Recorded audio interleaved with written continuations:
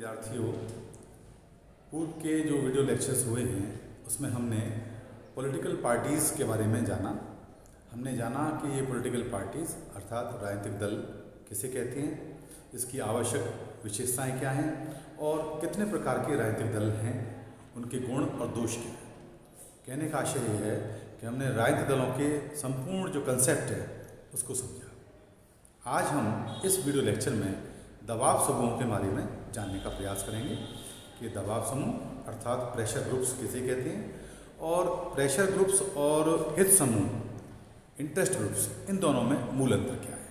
आइए हम आज दबाव समूह के अर्थ, परिभाषा और विशेषताएं तथा दबाव समूह और हित समूह में क्या अंतर है, इनको जानने का प्रयास करते हैं। सबसे पहले हम इसका अर्थ समझेंगे। साधारण शब्दों में दबाव समूह लोगों के उस संगठित समूह को कहा जाता है जो अपने सदस्यों के हितों की सिद्धि के लिए सरकार की निर्णयकारिता को प्रभावित करता है। अर्थात दबाव समूह ऐसे लोगों का समूह है जो अपने कार्यों से, अपनी नीतियों से, अपनी योजनाओं से गवर्नमेंट की जो डिसीजन मेकिंग जो प्रोसेस है उसको प्रभावित करता है। सरकार जो निर्णय लेती है, जो योजनाएं बनाती है, उनको प्रभावित करने का वो कार्य करती है। वो समूह जो है लोगों का, उसको हम दबाव समूह के रूप में समझ सकते हैं। यद्यपि दबाव समूह के लिए कुछ विद्वान हित समूह का भी प्रयोग करते हैं, लेकिन बिना राजनीतिक प्रक्रिया को प्रभावित किए कोई भी हित समूह दबाव समूह नहीं कहला सकता। हित समूह में प्रभावकारिता की शक्ति आ जाने पर ही वह दबाव समूह का रूप लेता है। यही प्रभावकारिता समूह के हितों को प्राप्त करने में मददगार होती है। तो आप यहाँ इतना समझ गए होंगे कि दबाव समूह हित समूह नहीं होते, या हम ये कह सकते हैं कि दबाव समूह वो हित समूह होते हैं जो अपने कार्यप्रणाली से, अपने एक्शन से, अपनी योजनाओं से सरकार की नीतियों को अपने हित के पक्ष में, अपने समूह के पक्ष में दबाव डालते हैं और प्रभावित करते हैं। तो जब किसी हित समूह में सरकार की योजना और नीतियों को प्रभावित करने की सामर्थ्य आ जाती है, दबाव बनाने का सामर्थ्य उत्पन्न हो जाता है, तो वो हित समूह दबाव समूह का स्वरूप अख्तियार कर लेते हैं, उसको स्वीकार कर लेते हैं, उस रूप में वो प्रस्तुत होने लगते हैं। मैंने कहा आपसे, यही प्रभावकारिता समूह के हितों को प्राप्त करने में मददगार होती है। राजनीतिक प्रक्रिया में दबाव समूह तथा हित समूहों का विशेष महत्व है। एक समय ऐसा भी था जब हित समूहों को अनैतिक माना जाता था तथा तुच्छ निगाह से देखा जाता था, परंतु वर्तमान में दबाव समूहों तथा हित समूहों को लोकतंत्र का पक्ष पोषक और सहयोगी माना जाने लगा है। विभिन्न देशों की शासन व्यवस्था में इन समूहों का महत्व एवं योगदान इतना बढ़ गया है कि इन्हें एक आवश्यक बुराई ही नहीं माना जाता, अपितु राजनीतिक क्रियाशीलता के लिए प्रेरक तत्व के रूप में स्वीकार किया जाता है। क्योंकि पूर्व समय में दबाव समूहों को हेय दृष्टि से देखा जाता था, लेकिन आज लोकतांत्रिक शासन प्रणाली में इनकी एक अहम भूमिका प्रारंभ हो गई है। क्योंकि कहीं ना कहीं ये दबाव समूह समाज के किसी विशेष हित का प्रतिनिधित्व करते हैं और उन हितों के संवर्धन के लिए सरकार को अवेयर करते हैं, उनको समझाइश करते हैं और कई बार उन पर दबाव भी बनाते हैं। दबाव बनाने के उनके अपने अपने तरीके हैं, उनकी चर्चा अगले लेक्चर में करेंगे। लेकिन इस प्रकार जब कोई हित समूह अपनी कार्यप्रणाली से, अपनी योजनाओं से, अपनी एक्टिविटीज से जब सरकार को प्रभावित करने लगते हैं, तो वो हित समूह दबाव समूह कहे जाने लगते हैं। अब हम दबाव समूह की कुछ विद्वानों ने अपने अपने संदर्भ में परिभाषाएं दी हैं। हम एक एक करके उन परिभाषाओं को समझते हैं और उसके आधार पर दबाव समूह का हम आशय निकालेंगे। तो एक विद्वान है हेनरी ए टर्नर, वो दबाव समूह के लिए क्या कहते हैं। उनका मानना है कि दबाव समूह गैर राजनीतिक संगठन है, नॉन पॉलिटिकल ऑर्गेनाइजेशन है। अर्थात इसका उद्देश्य कोई राजनीतिक सिद्धि प्राप्त करना नहीं है, कोई राजनीतिक उद्देश्य नहीं है इसका। ये नॉन पॉलिटिकल ऑर्गेनाइजेशन है, गैर राजनीतिक संगठन है जो सार्वजनिक नीति को प्रभावित करने का प्रयास करता है। और सार्वजनिक नीति से यहाँ आशय है कि गवर्नमेंट की जो नीतियाँ हैं, जो जन कल्याण की नीतियाँ हैं, जनता के हितों के संदर्भ में सरकार जो नीतियाँ बनाती है उनको प्रभावित करता है। तो दबाव समूह कैसा संगठन है? एक नॉन पॉलिटिकल, गैर ऑर्गेनाइजेशन संगठन है जो कहीं ना कहीं सरकार की जो नीतियाँ हैं उनको प्रभावित करने का प्रयास करती है। ये परिभाषा दबाव समूह की हेनरी ए टर्नर ने दी। एक विचारक हैं, उनका नाम है मैकाइवर।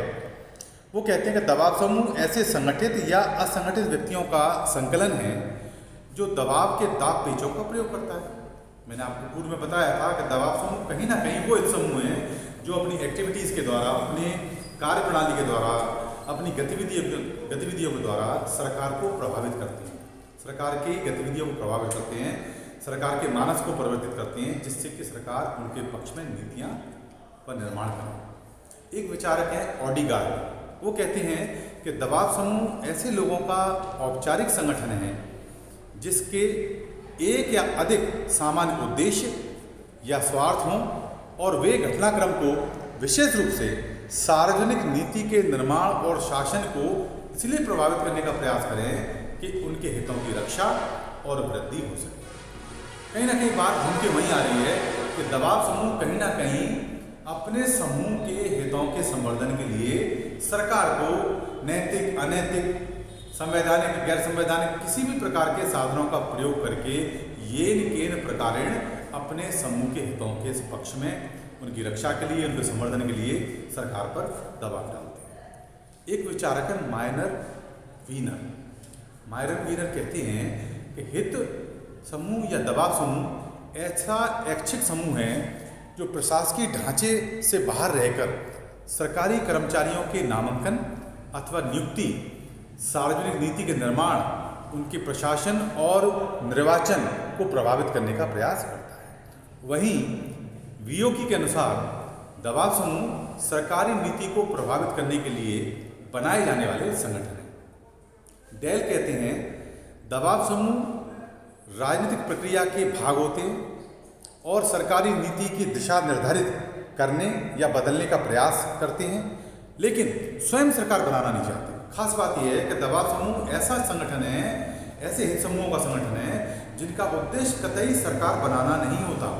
उनका उद्देश्य केवल अपने समूह के हितों के संवर्धन के लिए सरकार से अपने पक्ष में नीतियां बनवाने के लिए विभिन्न प्रकार के साधनों का प्रयोग करते हुए दबाव बनाना होता है। इसलिए इनका नाम कहा गया है दबाव समूह। हिचनर तथा हेरवॉल्ड के अनुसार दबाव समूह सामान्य उद्देश्यों वाला कोई ऐसे व्यक्तियों का समूह है जो सार्वजनिक नीति को प्रभावित करके राजनीतिक गतिविधियों द्वारा अपने उद्देश्य को पूरा करना चाहते हैं। वहीं वी.के. गोखले के अनुसार दबाव समूह वे निजी समुदाय हैं जो सार्वजनिक नीतियों को प्रभावित करके अपने हितों को बनाए रखना चाहते हैं। S.E. फाइनर ने कहा है कि दबाव समूह मुख्य रूप से स्वतंत्र और राजनीतिक दृष्टि से तटस्थ संस्थाएं होती हैं जो सत्तारूढ़ सरकार के राजनीतिक स्वरूप की ओर ध्यान दिए बिना ही राजनीतिक दलों और नौकरशाही के साथ सौदा करती हैं। एच. जिगलर के अनुसार दबाव समूह एक ऐसा संगठित समूह है जो अपने सदस्य को औपचारिक रूप से सरकारी पदों पर नियुक्त किए बिना ही सरकारी निर्णयों को प्रभावित करने की कोशिश करते हैं, चेष्टा करते हैं। और C.H. ढिल्लो के अनुसार हित समूह ऐसे लोगों का समूह है जिनके उद्देश्य समान होते हैं। जब हित समूह अपने उद्देश्यों की पूर्ति के लिए सरकार से कुछ चाहने लगते हैं तो वे दबाव समूह कहलाते हैं। तो आपने देखा होगा इन परिभाषाओं के आधार पर हम दबाव समूह के कुछ लक्षण चिन्हित कर सकते हैं। आइए हम कुछ बिंदुओं के तहत उन लक्षणों को समझने का प्रयास करते हैं जो इन परिभाषाओं के माध्यम से हम समझ पाए। तो पहला लक्षण है कि विशिष्ट हितों से संबंधित। कहीं ना कहीं इन परिभाषाओं से निकल के आता है कि दबाव समूह किसी हित समूहों के कोई विशिष्ट हित होते हैं उनसे संबंधित सा रखता है। इसको पूरे समाज के सार्वजनिक कल्याण से कोई संबंध नहीं होता। इनका संबंध केवल अपने समूह के विशिष्ट हितों से होता है। जैसा कि दबाव समूह का संबंध विशिष्ट हितों, विशिष्ट मामलों से होता है। उनकी गतिविधियाँ विशिष्ट लक्ष्यों की प्राप्ति तक ही सीमित होती हैं। दूसरा लक्षण निकल के आया कि ये गैर राजनीतिक संगठन है, क्योंकि नॉन पॉलिटिकल ऑर्गेनाइजेशन है, राजनीतिक संगठन नहीं है। यदि राजनीतिक संगठन होते तो कहीं ना कहीं इनका उद्देश्य सत्ता प्राप्ति होता। इनका सत्ता प्राप्त करना बिल्कुल भी उद्देश्य नहीं है। इनका उद्देश्य केवल मात्र अपने हित, अपने जो हित है, अपना हित समूह है, उनके जो सदस्य हैं उनके हितों का संवर्धन करना, उनकी रक्षा करना और उनके पक्ष में सरकार से नीतियाँ बनवाना होता है। इसीलिए कहा गया है कि दबाव समूह गैर राजनीतिक संगठन होते हैं, उनका संबंध सार्वजनिक हितों की अपेक्षा निजी हितों से होता है। और एक तीसरी बात इसमें निकल के आती है, वो है अज्ञात साम्राज्य। प्रोफेसर एस ई फाइनर ने दबाव समूह को अज्ञात साम्राज्य, एनोनिमस एम्पायर कहा है। वस्तुतः ये खुले रूप से राजनीति में भाग नहीं लेते। आपने देखा है कि कहीं भी ये पॉलिटिकल एक्टिविटीज़ में, राजनीतिक गतिविधियों में प्रत्यक्ष रूप से भाग नहीं लेते हैं, बल्कि वे अदृश्य ढंग से राजनीतिक निर्णयों को प्रभावित करने का प्रयास करते हैं। इसी कारण हैरी अगस्टीन ने दबाव समूहों को राजनीतिक और गैर राजनीतिक में मध्यस्तरीय क्रिया बताया। और एक लक्षण ये इंगित होता है इन परिभाषाओं से कि सरकार पर आधिपत्य की अनिच्छा। ये सरकार पर कब्जा करना नहीं चाहते, उस पर नियंत्रण करना नहीं चाहते। दबाव समूहों का सरकार पर आधिपत्य स्थापित करने का कोई लक्ष्य नहीं होता है और वे शासन के ढांचे से पृथक रहकर ही कार्य करते हैं। वस्तुतः दबाव समूह ऐसा माध्यम है जिसके द्वारा सामान्य हित वाले व्यक्ति सार्वजनिक मामलों को प्रभावित करने का प्रयत्न करते हैं। इस अर्थ में ऐसा कोई भी सामाजिक समूह जो प्रशासनिक और संसदीय दोनों ही प्रकार के पदाधिकारियों को सरकार पर नियंत्रण प्राप्त करने हेतु कोई प्रयत्न किए बिना ही प्रभावित करना चाहता है, दबाव समूह की श्रेणी में आएगा। इस प्रकार यह कहा जा सकता है कि दबाव समूह और हित समूह में अंतर है।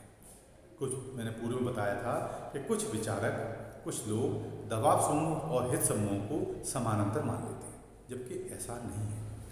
मूल अंतर हैं, हम उनको भी समझेंगे, क्योंकि दबाव समूह हित समूह ही होते हैं, लेकिन जैसे हित समूह सरकारी नीतियों को प्रभावित करने का सामर्थ्य प्राप्त कर लेते हैं, सरकार पर दबाव डालने लगते हैं, तो वो दबाव समूह के रूप में वो कन्वर्ट हो जाते हैं, कहे जाने लगते हैं। अपने प्राथमिक स्वरूप में वैसे प्रत्येक दबाव समूह एक हित समूह होता है। जब वह अपने संगठित रूप में सरकार की नीतियों को प्रभावित करने में सफल हो जाता है, तो वो दबाव समूह की श्रेणी में आ जाता है।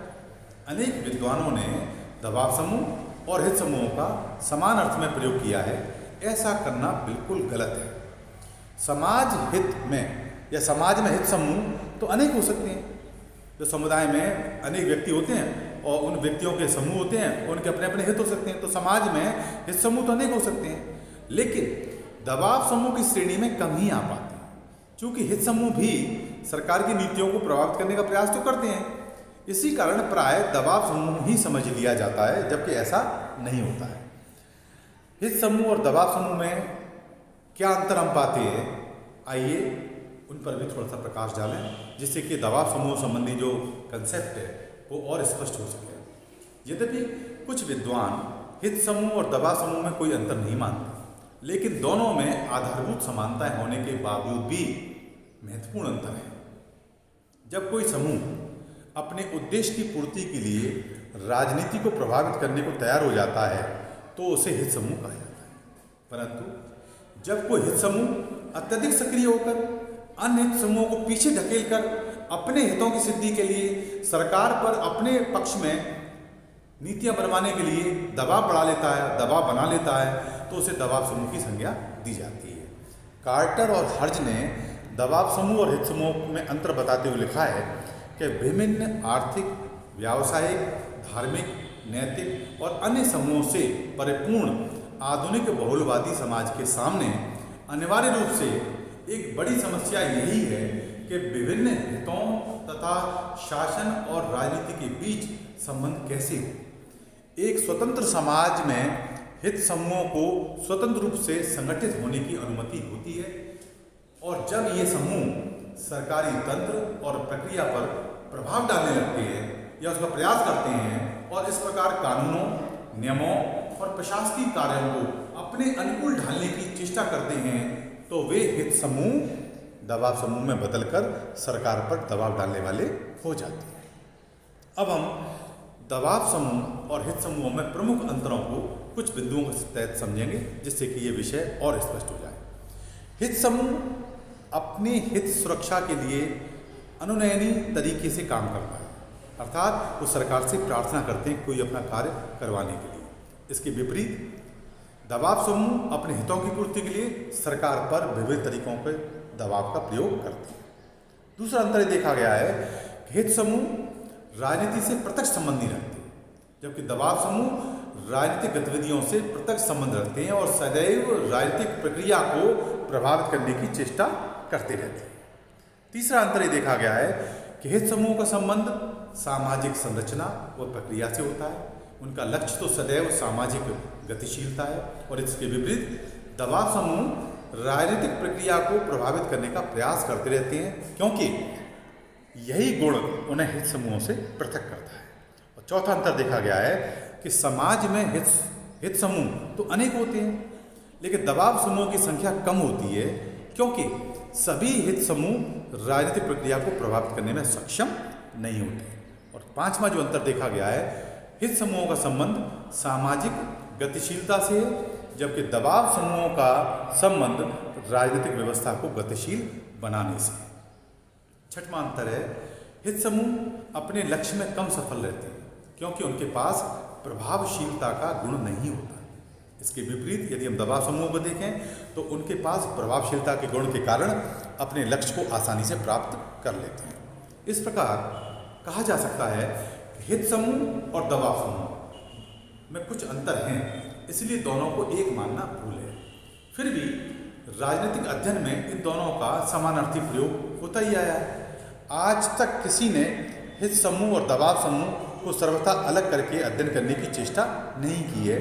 इसी कारण इनके समानार्थी प्रयोग की विसंगति जाती है। आशा है ये दबाव समूह किसे कहते हैं, इससे क्या आशय है, हित समूह किसे कहते हैं और दबाव समूह और हित समूह में मूल अंतर क्या है, उनके लक्षण क्या हैं, इनको हम समझ पाए होंगे। अगले वीडियो लेक्चर में हम दबाव समूह और हित समूह के अंतर के बाद हम दबाव समूह और राजनीतिक दलों में क्या अंतर है उसको समझेंगे। धन्यवाद।